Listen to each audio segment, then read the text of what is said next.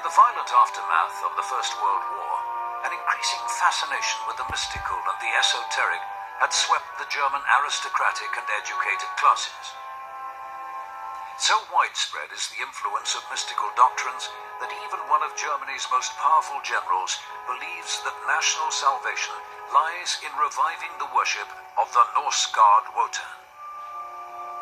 General Erich Ludendorff, hero of the Great War and former chief of the German General Staff, freely admits that he believes he is in psychic communion with the Nordic race soul. In 1923, Ludendorff had led an abortive coup in Bavaria. His ally was the little-known political agitator Adolf Hitler.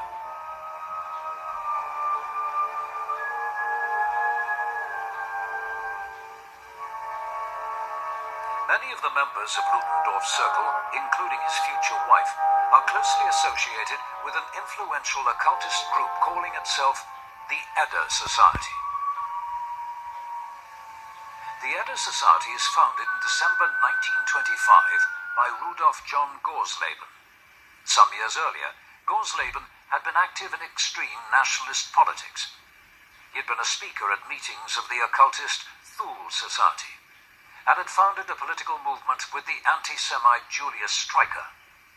Streicher would later become a key figure in the infant Nazi Party.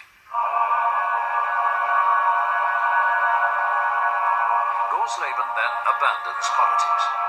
He immerses himself in the task of deciphering the ancient Nordic script of the runes, penetrating the secrets of the Icelandic verses known as the Edda. In these, Gorsleben believes can be rediscovered the priceless magical heritage of the vanished Aryan godmen. In widely read periodicals, Gorsleben and the Edda occultists teach that traces of the blood of the Aryans are present in the German people. Warning against racial dilution, Gorsleben writes, "Remember, God dwells within you," a creed which will become the lifelong conviction of Heinrich Himmler, Reichsführer of the SS.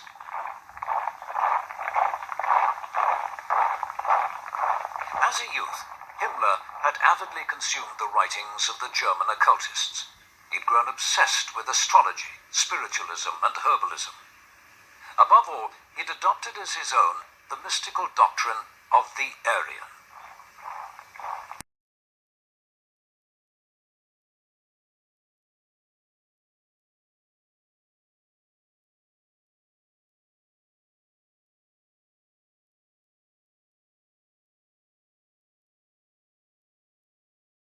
Of Fairchild Industries in 1974 through 77, I met the late Dr. Wernher von Braun in early 74.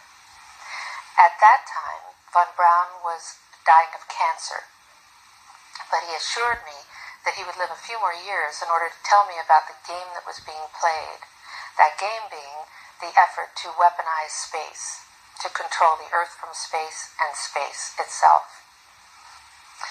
Von Braun's purpose in life during the last years of his life, his dying years, was to educate the public and decision makers about why space-based weapons are a dumb, dangerous, destabilizing, too costly, unnecessary, unworkable, undesirable idea. The strategy that Wernher von Braun taught me was that first the Russians are going to be considered to be the enemy. In fact, when I met him in 74, they were the enemy, the identified enemy.